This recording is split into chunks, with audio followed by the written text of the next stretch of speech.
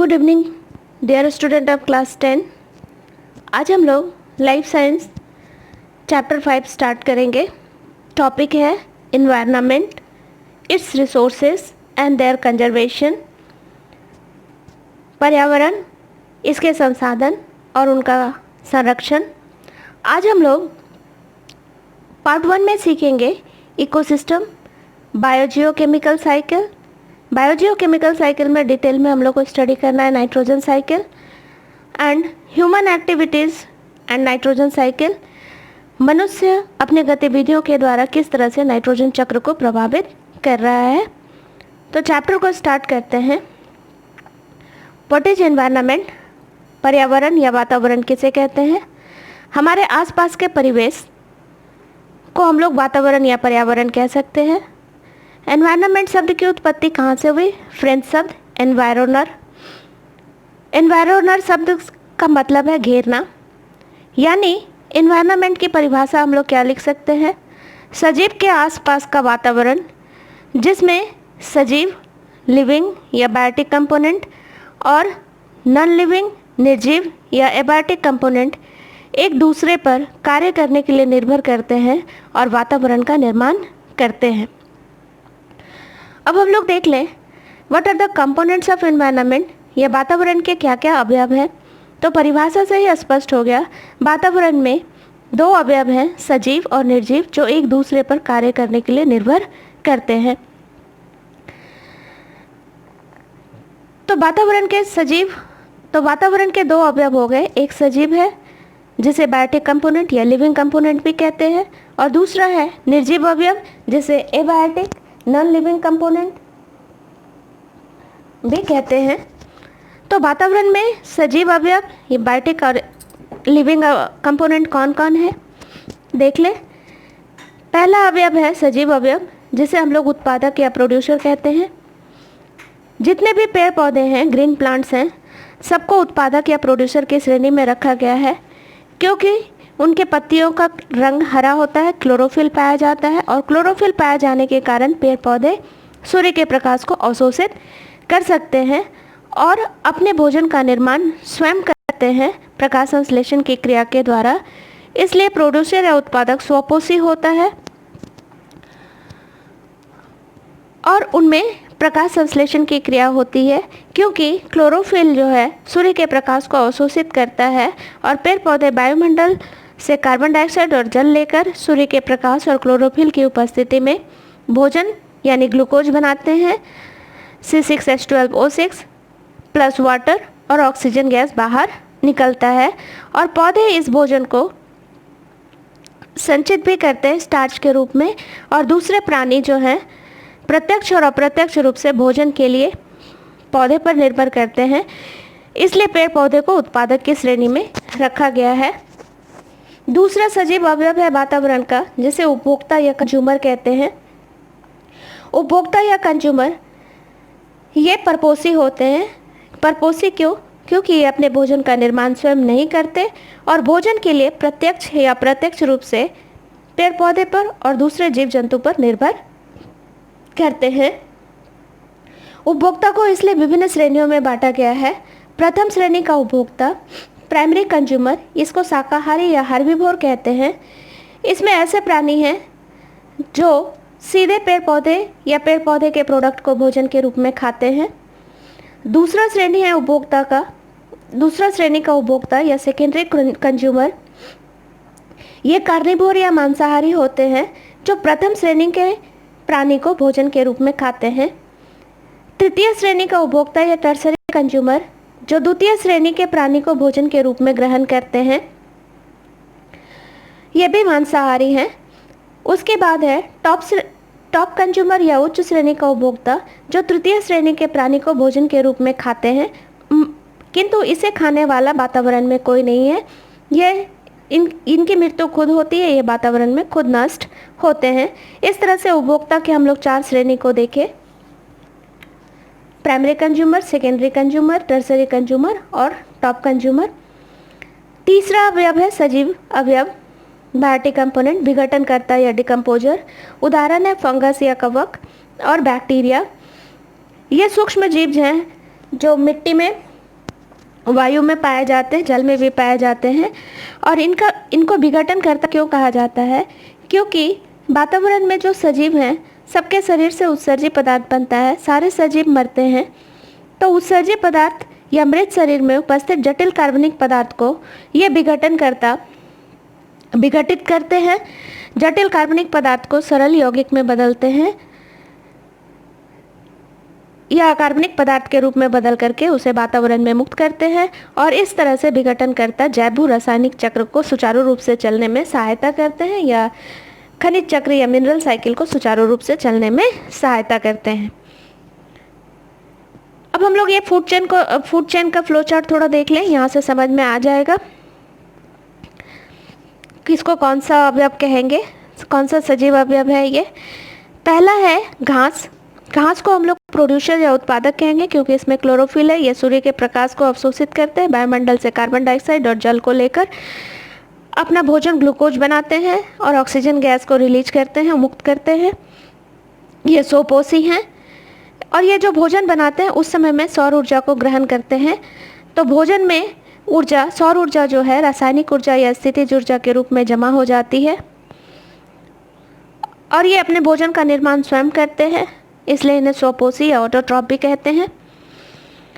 अब घास को खाने वाला है टिड्डा, ग्रास हॉपर। इसको हम लोग बोलते हैं प्रथम श्रेणी का उपभोक्ता क्योंकि ये शाकाहारी है। ये सीधे प्लांट प्रोडक्ट को भोजन के रूप में ग्रहण करता है और जब भोजन के रूप में ग्रहण करता है तो सौर ऊर्जा भोजन में जो स्थितिज ऊर्जा के रूप में संचित है घास में, वो टिड्डा के शरीर में पहुंच जाती है। टिड्डा को खाने वाला है मेढक।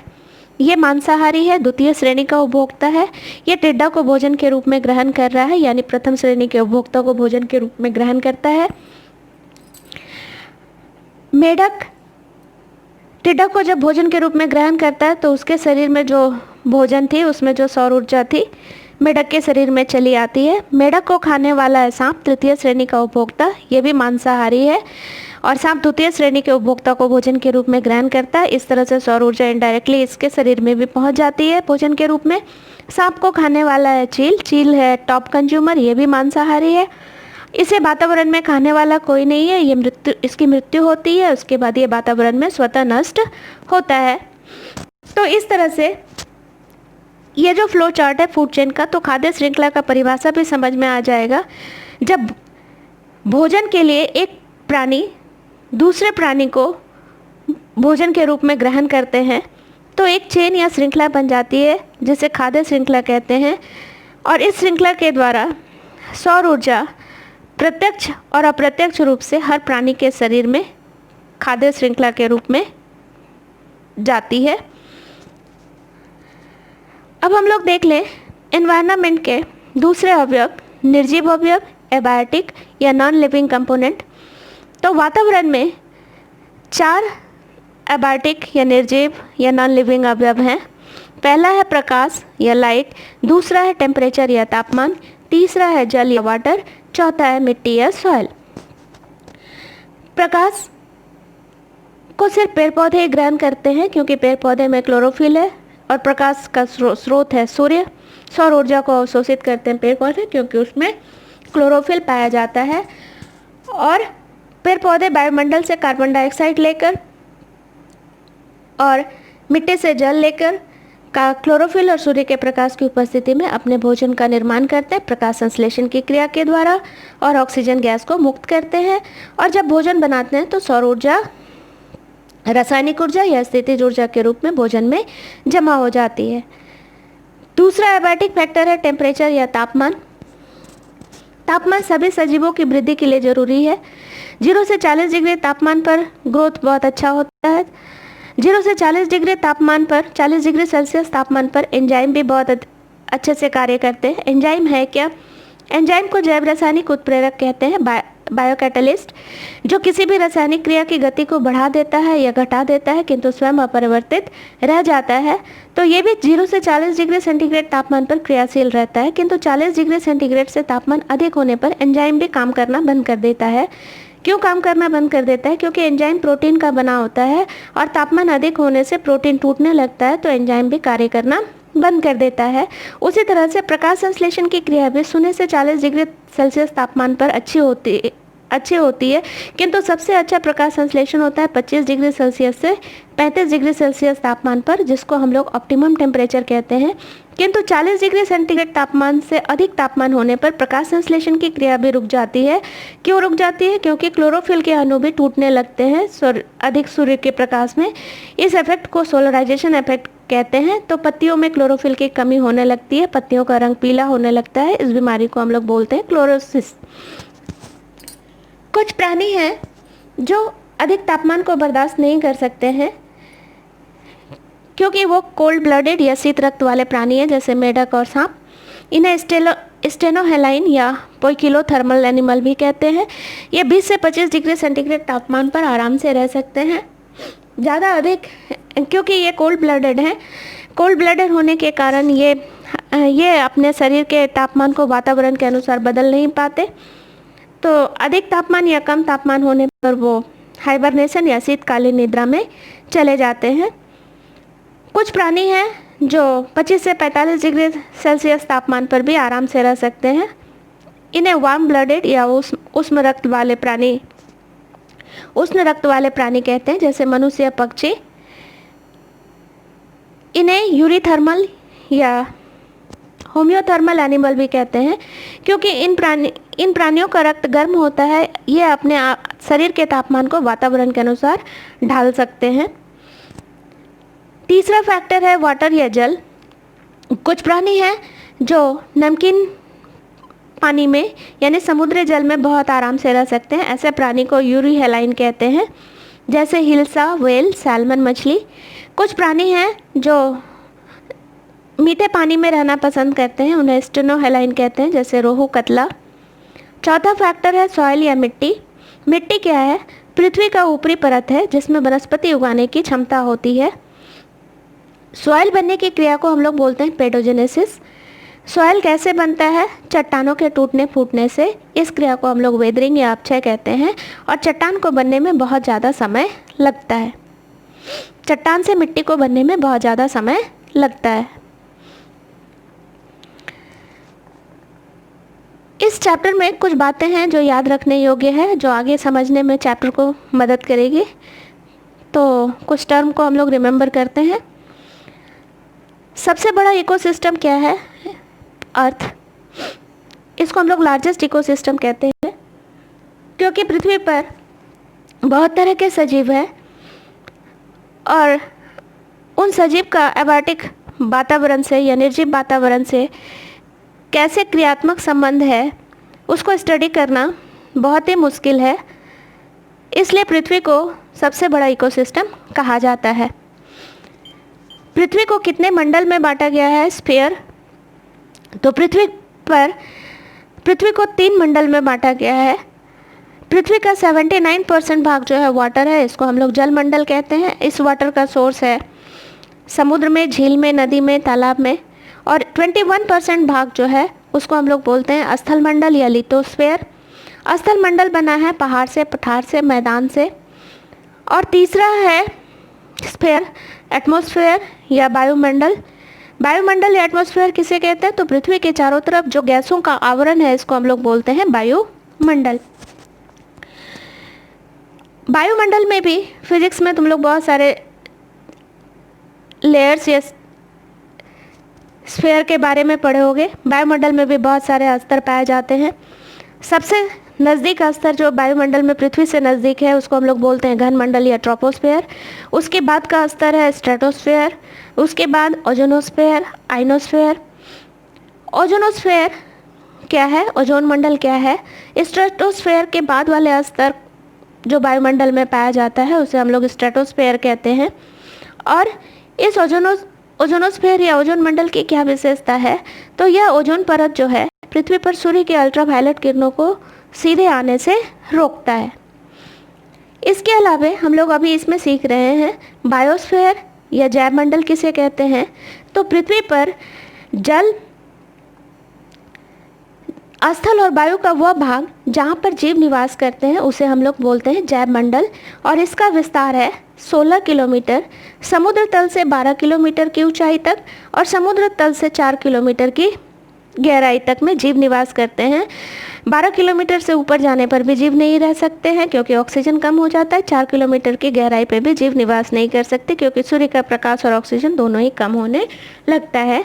तो 16 किलोमीटर का जो क्षेत्र है जहाँ पर जीव निवास कर रहे हैं, पृथ्वी के जल का, वायु का, स्थल का भाग, उसे हम लोग जैवमंडल या बायोस्फीयर कहते हैं। हम लोग फ्लो चार्ट देखे थे फूड चेन का। खाद्य श्रृंखला परिभाषा क्या है? खाद्य श्रृंखला या फूड चेन किसे कहते हैं? जब प्राणी एक दूसरे को भोजन के लिए एक दूसरे को भोजन के रूप में ग्रहण करते हैं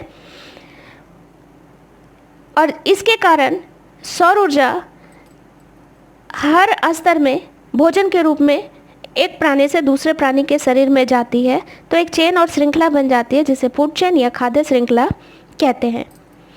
इकोसिस्टम या परितंत्र क्या है?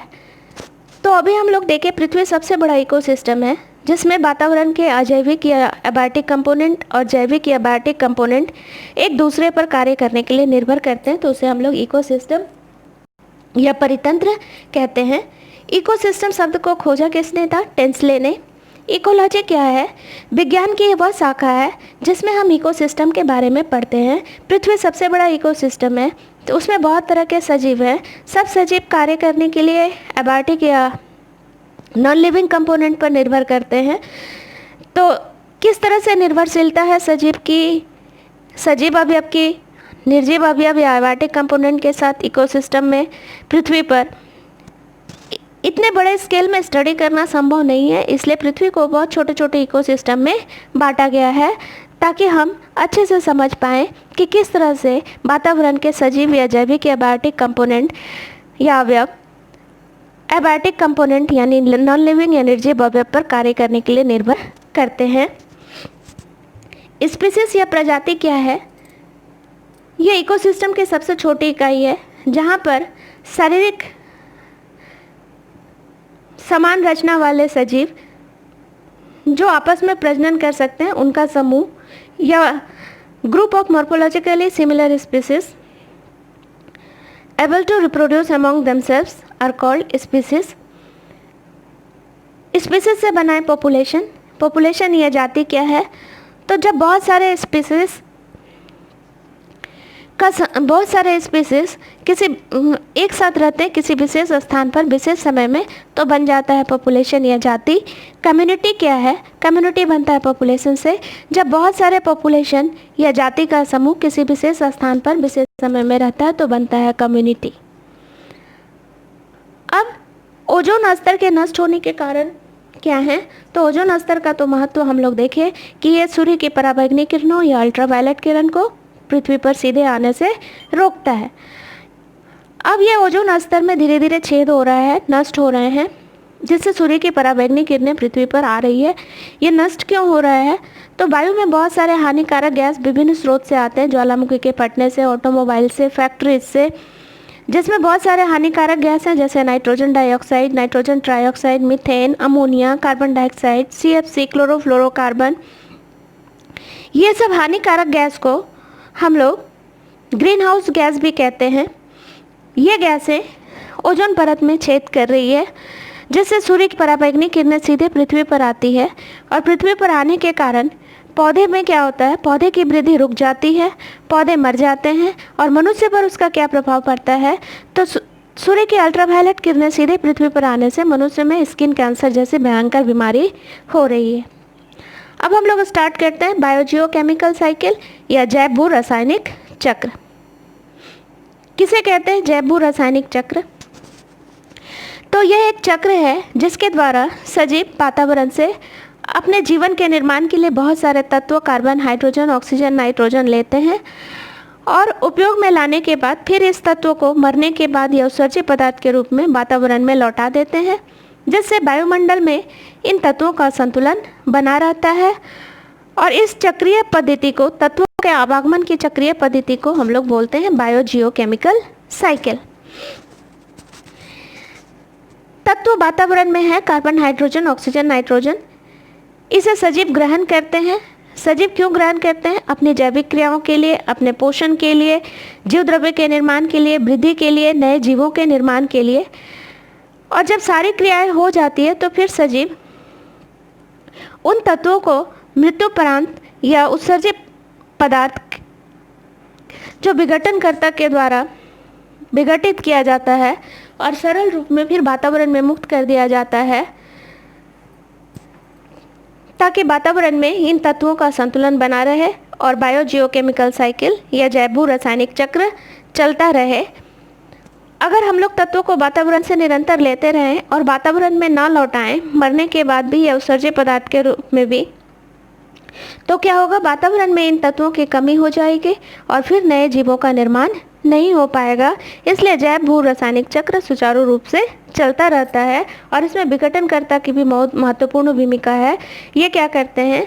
सजीवों के शरीर से निकलने वाले उत्सर्जित पदार्थ या मृत शरीर में उपस्थित जटिल कार्बनिक पदार्थ को विघटित करते हैं, जटिल कार्बनिक पदार्थ को सरल पदार्थों में बदलते हैं, अकार्बनिक पदार्थों में बदलते हैं, वातावरण में मुक्त करते हैं। इस तरह से जैव भू रासायनिक चक्र सुचारू रूप से चलता है।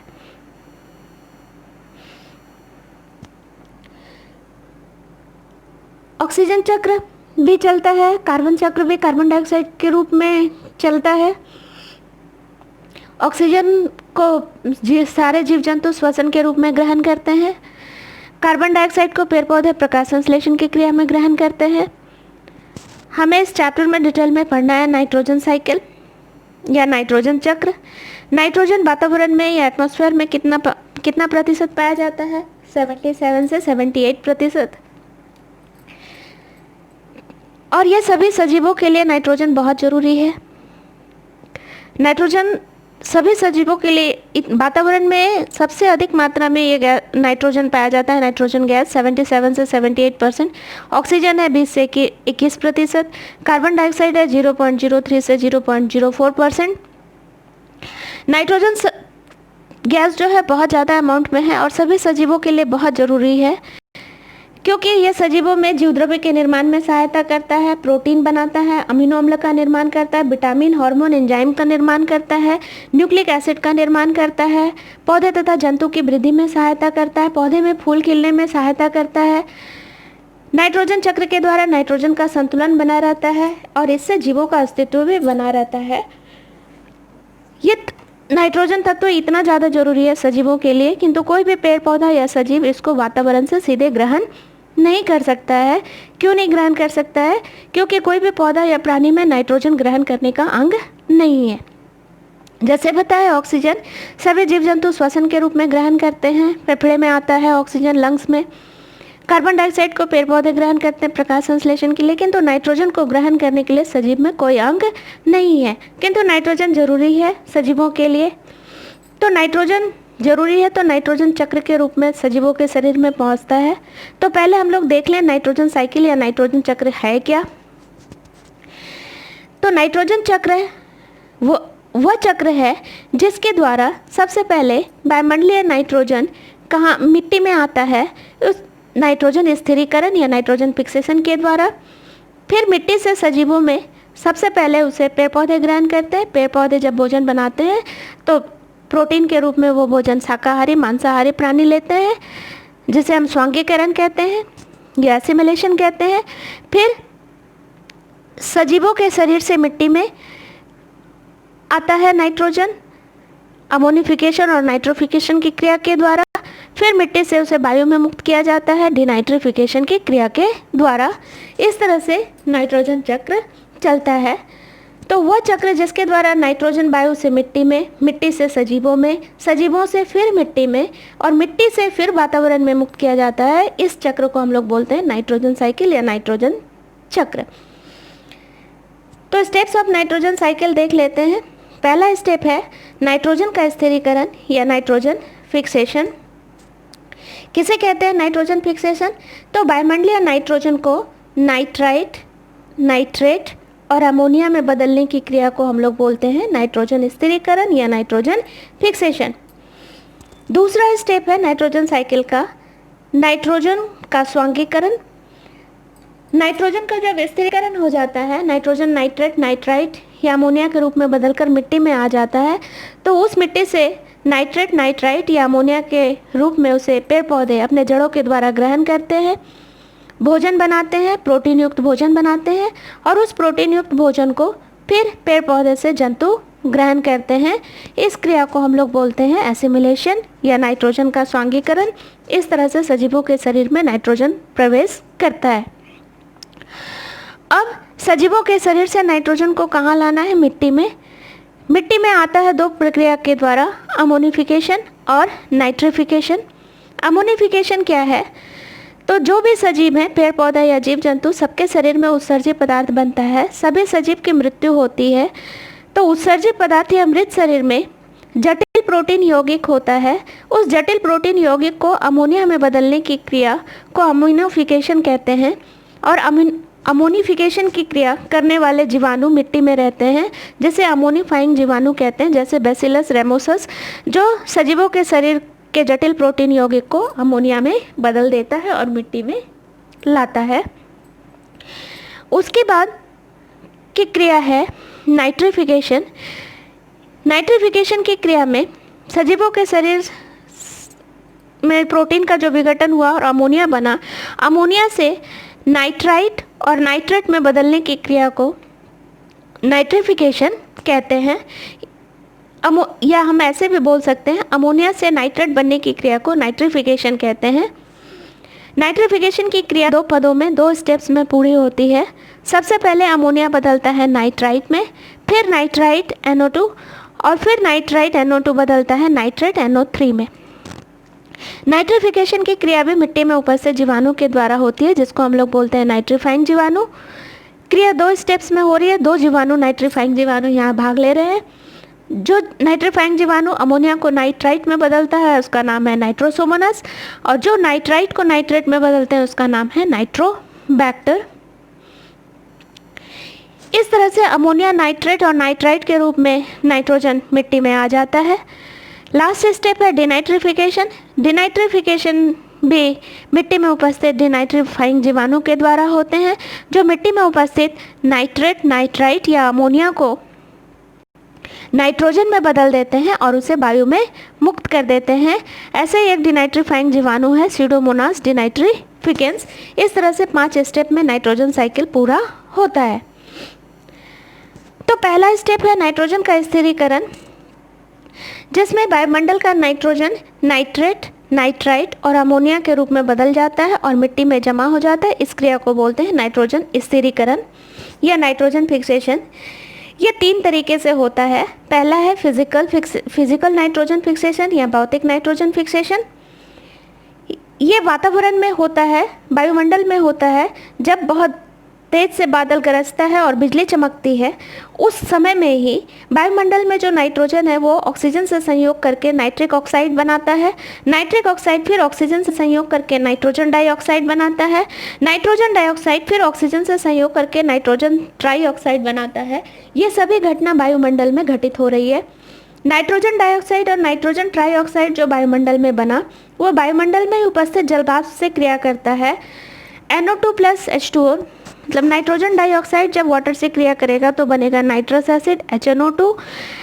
नाइट्रोजन ट्राइऑक्साइड जब जलवाष्प से क्रिया करेगा तो बनेगा HNO3 nitric acid. Nitrous acid और नाइट्रिक एसिड वायुमंडल में है, वर्षा हो रही है। वर्षा के जल के साथ नाइट्रस एसिड और नाइट्रिक एसिड माने अम्ल को बारिश के रूप में मिट्टी में आ जाना, इस क्रिया को हम लोग बोलते हैं एसिड रेन या अम्लीय बारिश। और इस तरह से नाइट्रिक एसिड या नाइट्रस एसिड के फॉर्म में नाइट्रोजन मिट्टी में आ जाता है। मिट्टी में बहुत सारे तत्व हैं, कैल्शियम है, पोटेशियम है, मैग्नीशियम है। ये तत्व एसिड से क्रिया करते हैं, नाइट्रस एसिड से भी क्रिया कर सकते हैं, नाइट्रिक एसिड से भी क्रिया कर सकते हैं और लवण का निर्माण करते हैं। जैसे कैल्शियम प्लस नाइट्रिक एसिड, तो क्या बनेगा? Calcium nitrate. Potassium plus nitric acid क्या बनेगा? Potassium nitrate. उसी तरह से calcium plus nitrous acid, calcium nitrite. Potassium plus nitrous acid, potassium nitrite. इस तरह से calcium nitrite, potassium nitrite, calcium nitrate, potassium nitrate के रूप में मिट्टी में नाइट्रोजन जमा हो जाता है। तो इस तरह से भौतिक नाइट्रोजन स्थिरीकरण या फिजिकल नाइट्रोजन फिक्सेशन हो जाता है। वायुमंडलीय नाइट्रोजन मिट्टी में नाइट्रेट और नाइट्राइट के रूप में जमा हो जाता है। दूसरा है नाइट्रोजन स्थिरीकरण या नाइट्रोजन फिक्सेशन का तरीका, जिसे हम लोग बोलते हैं बायोलॉजिकल नाइट्रोजन फिक्सेशन या जैविक नाइट्रोजन स्थिरीकरण। इस क्रिया में भी वायुमंडलीय नाइट्रोजन नाइट्रेट, नाइट्राइट, नाइट्रेट और अमोनिया के रूप में बदलकर मिट्टी में जमा हो जाता है और यहाँ पर नाइट्रोजन को नाइट्राइट, नाइट्रेट और अमोनिया में बदलने की क्रिया सूक्ष्म जीवाणु के द्वारा होती है, इसलिए इसे जैविक बायोलॉजिकल नाइट्रोजन स्थिरीकरण कहते हैं। एग्जाम्पल जैसे कुछ बैक्टीरिया है जो फ्री लिविंग है, स्वतंत्र जीवाणु जो मिट्टी में स्वतंत्र रूप से पाए जाते हैं, जैसे एजिटोबैक्टर, क्लॉस्ट्रीडियम। इनकी क्षमता है, किसी सजीव में नहीं है, मगर इन जीवाणुओं की क्षमता है ये वायुमंडल से नाइट्रोजन को सीधे ग्रहण करते हैं और उसे नाइट्राइट, नाइट्रेट रूप में बदल करके मिट्टी में जमा करते हैं। उसी तरह से कुछ साइनोबैक्टीरिया है, जैसे हरा नीला शैवाल, नॉस्टॉक, एनाबीना। इनमें भी क्षमता है ये वायुमंडलीय नाइट्रोजन को सीधे ग्रहण कर सकते हैं और उसे नाइट्राइट और नाइट्रेट रूप में बदलकर मिट्टी में जमा करते हैं, मिट्टी की उर्वरा शक्ति को बढ़ाते हैं। उसी तरह से सिम्बायोटिक बैक्टीरिया या सहजीवी बैक्टीरिया राइजोबियम, जो मटर के जड़ में जो गांठ जैसी रचना है उसमें पाया जाता है, सहजीवी कहते हैं क्योंकि ये मटर के जड़ के साथ है और दोनों एक दूसरे को समान रूप से लाभ पहुंचा रहा है। मटर के पौधे से राइजोबियम को पोषण मिलता है, तो बदले में राइजोबियम मटर के पौधे को क्या देता है, वायुमंडल से नाइट्रोजन को ग्रहण करके उसे नाइट्राइट, नाइट्रेट रूप में बदल करके मटर के पौधे को देता है और आवश्यकता से अधिक नाइट्रेट या नाइट्राइट को मिट्टी में जमा कर देता है, जिससे मिट्टी की उर्वरा शक्ति बढ़ जाती है। तीसरा तरीका है नाइट्रोजन स्थिरीकरण का, इंडस्ट्रियल नाइट्रोजन फिक्सेशन या औद्योगिक नाइट्रोजन स्थिरीकरण। उद्योगों से निकलने वाला धुआं, जिसमें नाइट्रोजन डाइऑक्साइड है, नाइट्रोजन ट्राइऑक्साइड है, वायु में जाता है। वायु में जलवाष्प से क्रिया करके नाइट्रिक एसिड, नाइट्रस एसिड बनाता है और ये वर्षा के जल के साथ नाइट्रस एसिड, नाइट्रिक एसिड मिट्टी में आ जाते हैं, जिसे एसिड रेन या अम्लीय बारिश कहते हैं। नाइट्रस एसिड, नाइट्रिक एसिड मिट्टी में आने के बाद मिट्टी में उपस्थित कैल्शियम, पोटेशियम लवण से क्रिया करके calcium nitrate, potassium nitrate, calcium nitrite, potassium nitrite बनाता है और इस तरह से औद्योगिक नाइट्रोजन स्थिरीकरण होता है और नाइट्रोजन मिट्टी में संचित हो जाता है नाइट्राइट, नाइट्रेट और अमोनिया के रूप में। अब हम लोग नाइट्रोजन चक्र को थोड़ा स्कीमेटिक डायग्राम से समझ लें। वायुमंडल में नाइट्रोजन कितना है एटमॉस्फेयर में, 77 से 78%। ये 3 तरीके से फिक्स्ड हो रहा है, फिजिकल नाइट्रोजन फिक्सेशन या भौतिक नाइट्रोजन स्थिरीकरण, जो इन्वायरमेंट में होता है जब बादल गरजता है, तेज बिजली चमकती है, उस समय में नाइट्रोजन ऑक्सीजन से क्रिया करके नाइट्रिक ऑक्साइड बनाता है।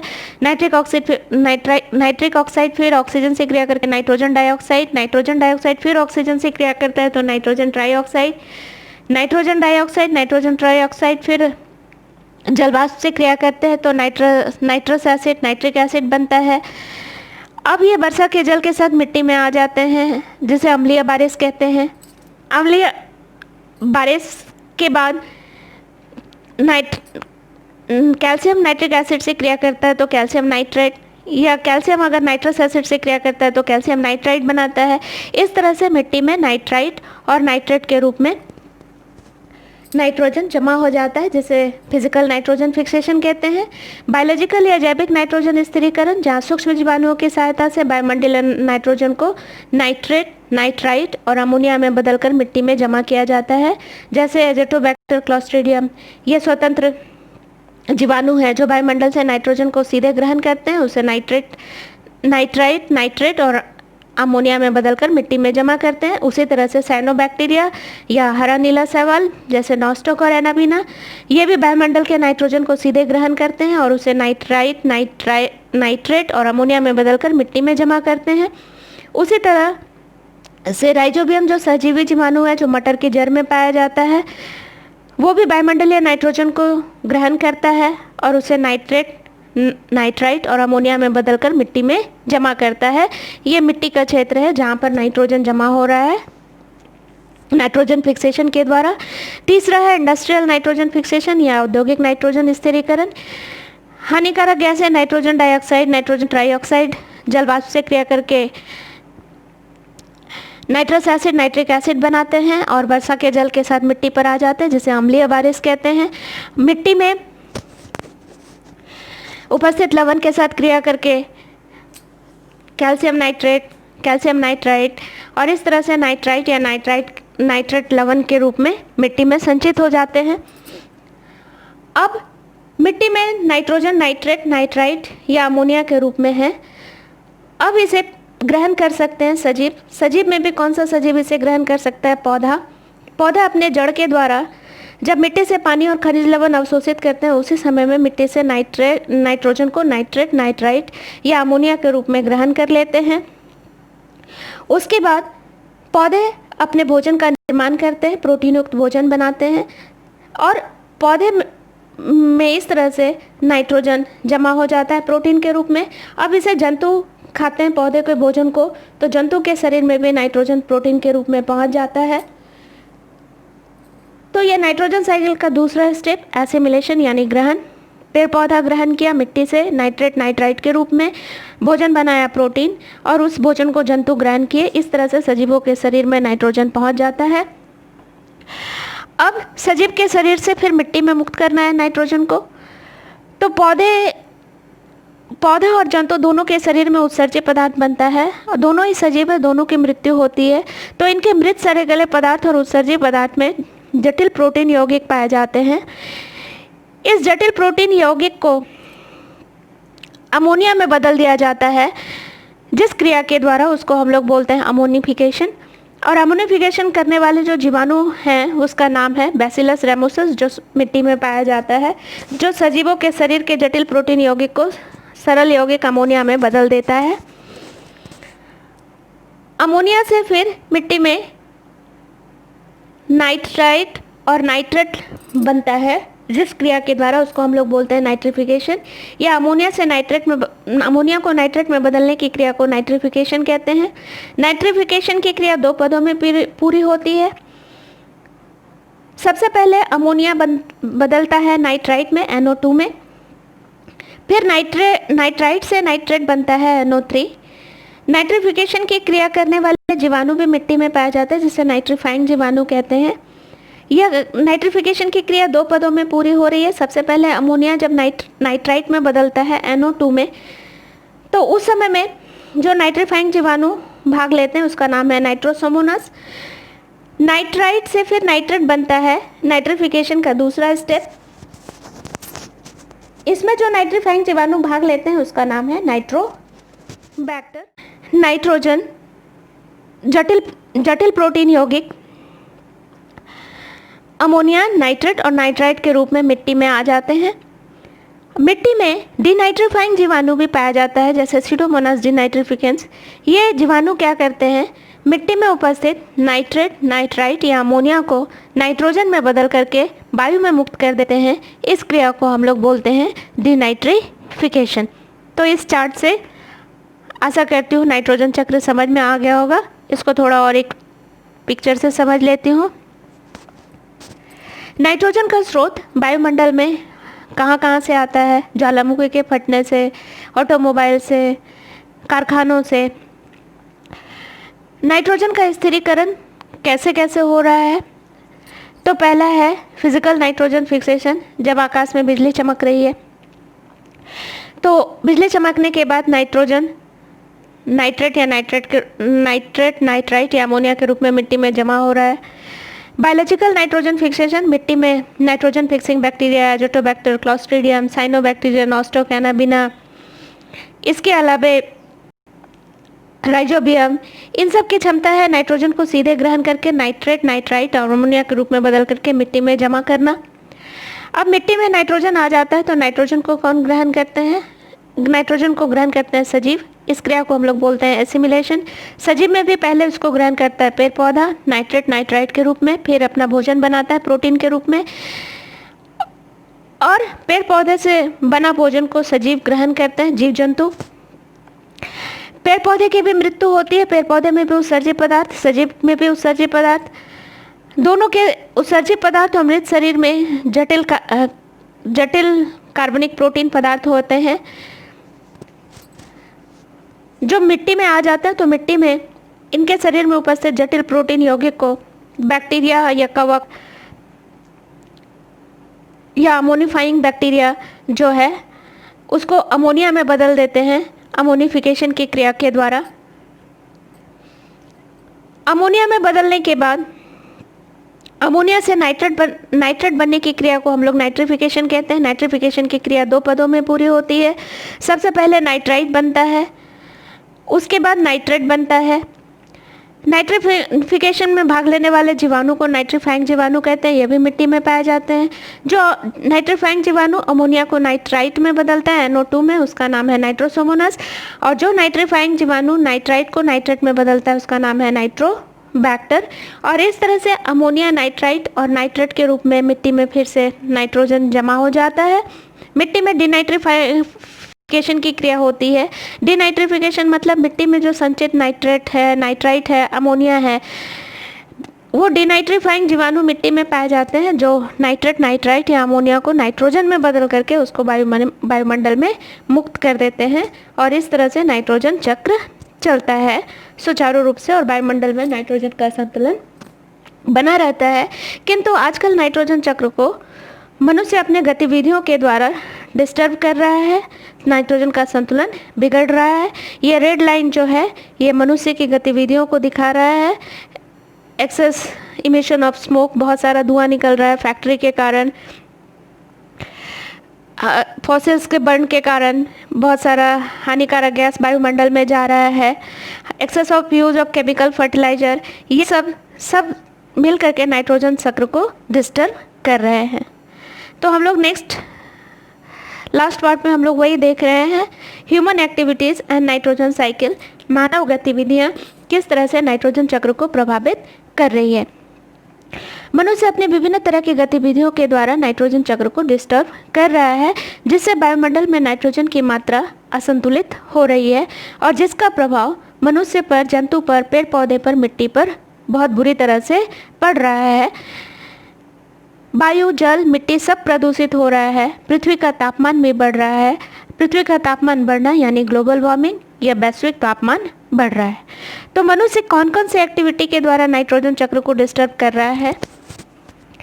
तो पहला, excessive use of chemical fertiliser या अत्यधिक मात्रा में रासायनिक खाद, नाइट्रोजन युक्त रासायनिक खाद जैसे ammonium sulphate, ammonium phosphate, urea, वो रासायनिक खाद का उपयोग करते हैं मिट्टी की उर्वरा शक्ति को बढ़ाने के लिए।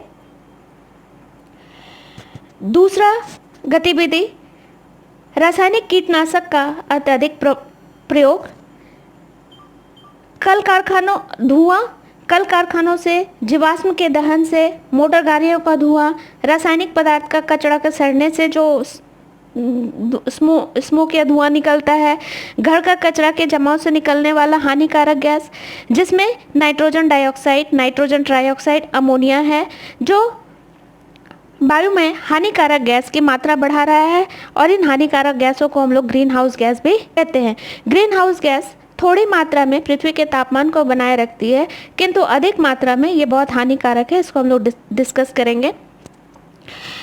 चौथा, मनुष्य की गतिविधि, डिनाइट्रिफिकेशन जीवाणु द्वारा महासागर में होती है, किंतु ये बहुत तेज़ी से बढ़ रही है क्योंकि समुद्र का जल भी प्रदूषित हो रहा है। सुपरसोनिक जेट विमान से निकलने वाला धुआं, इसमें अधिक मात्रा में नाइट्रिक ऑक्साइड और नाइट्रोजन डाइऑक्साइड होते हैं। अब इन सारी गतिविधियों से वो मनुष्य कैसे प्रभावित कर रहा है? तो अत्यधिक मात्रा में जो रासायनिक खाद प्रयोग कर रहा है, नाइट्रोजन युक्त खाद जैसे ammonium sulphate, ammonium phosphate, urea मिट्टी में डाल रहा है, जिससे मिट्टी क्या हो रही है, मिट्टी में लवण की मात्रा बढ़ रही है, मिट्टी का लवणीकरण हो रहा है और मिट्टी धीरे धीरे बंजर हो रहा है। मिट्टी की अम्लीयता भी बढ़ रही है, मिट्टी की उर्वरा शक्ति भी नष्ट हो रही है। यही रासायनिक खाद ammonium sulphate, ammonium phosphate, urea अगर बहकर नदी के जल में जाती है तो नदी में कार्बनिक पदार्थों की मात्रा बढ़ जाती है। इस घटना को हम लोग बोलते हैं यूट्रोफिकेशन। अब नदी में कार्बनिक पदार्थ की मात्रा बढ़ रही है तो जीवाणु उस कार्बनिक पदार्थों को तोड़ने के लिए अधिक मात्रा में जलीय ऑक्सीजन का उपयोग करते हैं, जिससे क्या होता है, जल में ऑक्सीजन की कमी हो जाती है और जिससे जलीय जीव भी मरने लगते हैं। इसके अलावा नदी या कोई भी जल स्रोत अगर अम्लीय हो जाता है, इसका मतलब वो प्रदूषित हो गया। प्रदूषित होने पर उस जल में शैवाल की मात्रा बढ़ जाती है, एल्गल ब्लूम जिसको कहते हैं। धीरे धीरे उस जल में वीड्स यानी हानिकारक खरपतवार जैसे जलकुंभी, ये सब की मात्रा बढ़ने लगती है। जलाशय का जल क्या होता है, धीरे धीरे सूखने लगता है, दलदली मिट्टी में बदल जाता है और पूरी तरह से सूखकर बंजर भूमि में बदल जाता है। जब हम लोग बहुत तरह से धुआं को रिलीज कर रहे हैं वायुमंडल में, कल कारखानों का धुआं, जीवाश्म के दहन का धुआं, मोटर गाड़ी का धुआं, रासायनिक पदार्थ के कचड़े से निकलने वाला सड़ा स्मेल, घर के कचड़े के जमाव से निकलने वाला धुआं, ये सब क्या करता है, वायुमंडल में हानिकारक गैस की मात्रा बढ़ा रहा है, नाइट्रोजन युक्त, जैसे nitric oxide, nitrogen dioxide, nitrogen trioxide, ammonia. ये सब गैस जो है ग्रीन हाउस गैस है। ये ग्रीन हाउस गैस जो है पृथ्वी के चारों तरफ क्या कर रही है, अभी थोड़ी मात्रा में ये पृथ्वी के तापमान का संतुलन बनाती है, किंतु जब इस ग्रीन हाउस गैस की मात्रा बहुत अधिक बढ़ जाती है तो पृथ्वी के वायुमंडल के चारों तरफ एक परत या चादर बना देता है, जो पृथ्वी से वापस जाने वाली विकिरण ऊर्जा को लौटने नहीं देता है, जिससे पृथ्वी का तापमान क्या हो रहा है, दिनों दिन बढ़ता जा रहा है, जिस घटना को हम लोग बोलते हैं ग्लोबल वार्मिंग या वैश्विक उष्णता। अब इस ग्लोबल वार्मिंग का क्या हानिकारक प्रभाव हो रहा है, इससे पौधे नष्ट हो रहे हैं, ग्लेशियर या हिम नदी पिघल रही है, नदी और समुद्र का जल स्तर बढ़ रहा है, और अगर ऐसा ही रहा तो समुद्र के किनारे का शहर भविष्य में डूब जाएगा।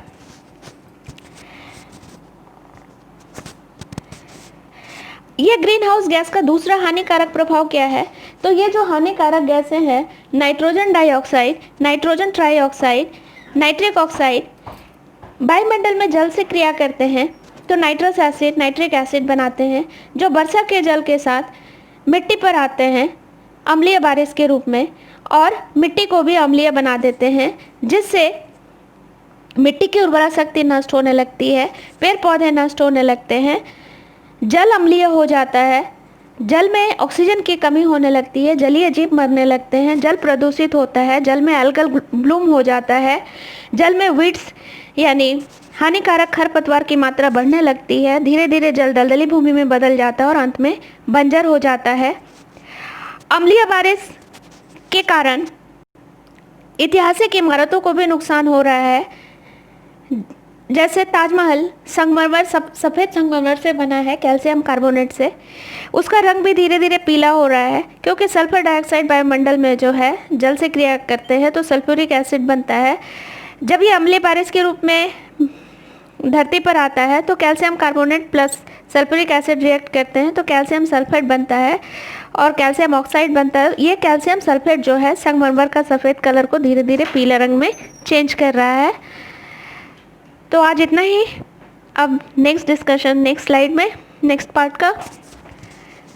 आशा करती हूँ सुनने के बाद समझ में आ जाएगा। कोशिश की समझाने की। Thank you.